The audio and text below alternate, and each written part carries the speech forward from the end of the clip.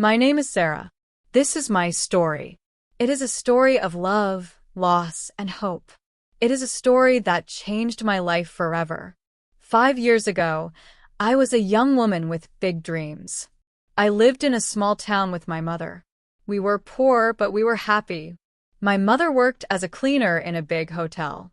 I worked in a small coffee shop near the town center. One day, a handsome man came into the coffee shop. His name was David. He was tall with dark hair and kind eyes. He ordered a coffee and smiled at me. My heart felt warm. "What is your name?" he asked. "Sarah," I said softly. "That's a beautiful name," he said. "I am David." David came to the coffee shop every day. We talked and laughed together. After 2 weeks, he asked me to have dinner with him. I said yes. We fell in love quickly. David was different from other men in our town. He was smart and had big dreams. He wanted to start his own business. He made me feel special and loved. After 6 months, David asked me to marry him. I was so happy. My mother cried tears of joy. We had a small wedding with our families and friends. Life with David was good at first. We moved to a bigger city. David started his business, a small restaurant. I helped him every day. We worked hard together. But something was wrong. David began to change. He became angry and cold. He stayed out late at night. He said he was working, but I felt something was not right. One night, I found strange letters in David's coat. They were from another woman named Lisa. The letters said she loved him and missed him. My heart broke into pieces. I waited for David to come home. When he arrived, I showed him the letters. "David, who is Lisa?" I asked with tears in my eyes. His face became red. "Sarah, I can explain. You have been lying to me," I cried. "How long have you been with her?" David looked down. 2 years, he said quietly. I felt like the world was ending. The man I loved and trusted had been living a lie. I ran to our bedroom and packed my clothes. "Where are you going?" David asked. "I cannot stay here. You broke my heart. You broke our marriage." I left that night and went back to my mother's house. David called me many times, but I did not answer. 2 weeks later, he came to our house. "Sarah, please forgive me. I made a terrible mistake. I love only you." But it was too late. The trust was gone. I asked him for divorce. The divorce was hard and painful. David tried to take everything, our house, the restaurant, even my small savings. I fought back with a lawyer, but David was clever. He hid money and lied in court. In the end, I lost almost everything. I had to start my life again with nothing. I moved to a new city far away. I found a small apartment and a job in a bookstore. The work was quiet and peaceful. I liked being around books and kind customers. Slowly, I began to heal. I made new friends. I took English classes at night. I learned to be strong and independent. After 2 years, I met someone new. His name was James. He was a teacher at the local school. James was gentle and honest. He never lied to me. He helped me trust again. James and I fell in love slowly and carefully. He knew about my past with David. He was patient and kind. He never pushed me to do anything I did not want to do. "I love you, Sarah," James said one evening. "I want to marry you and make you happy." I looked into his honest eyes. "Yes," I said. "I want to marry you too." James and I had a beautiful wedding. It was small but full of love and joy. We bought a little house with a garden. James loved to grow flowers and vegetables. I loved to read books under our apple tree. We were trying to have a baby. Every month we hoped, and every month we were sad when it did not happen. But we did not give up hope. One Saturday morning, I was working in the garden when the doorbell rang. James was at the store buying groceries. I walked to the door and opened it. My blood turned to ice. David stood at my door. He looked older and thinner. His clothes were expensive, but his eyes were cold and angry. "Hello, Sarah," he said with a strange smile. What do you want, David? I asked. My hands were shaking. I want to talk to you. May I come in? No. Say what you want and leave. David's smile disappeared. You destroyed my life, Sarah. After you left me, everything went wrong. My restaurant failed. Lisa left me. I lost all my money. I had to work terrible jobs for years. That is not my fault, I said. You chose to lie and cheat. But now, David continued, things have changed. I worked hard. I saved money. I started a new business. I am rich again. And I came here for one reason. What reason? David's eyes became dark. Revenge. You took everything from me. Now I will take everything from you. I tried to close the door, but David put his foot in the way. Your husband James works at Lincoln Elementary School, right? Your address is 42 Maple Street. You work at Thompson's bookstore on Main Street. My heart stopped. He had been watching me. What do you want? I whispered. I want you to leave James and come back to me. If you don't, I will destroy his life. I will destroy your life. I have money and power now. I can do anything.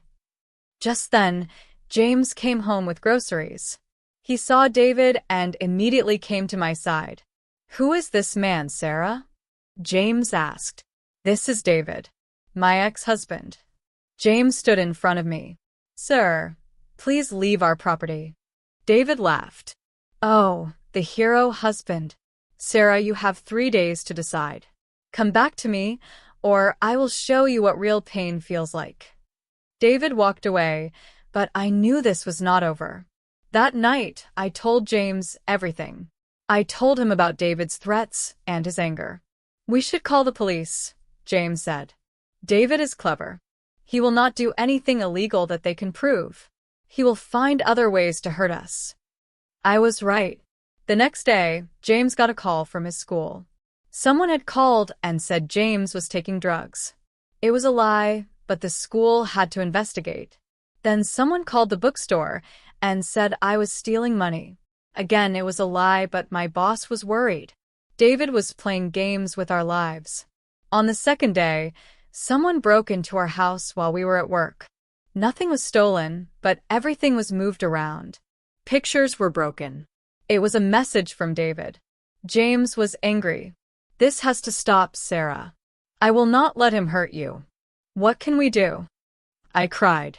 He has money and power. We have nothing. We have each other.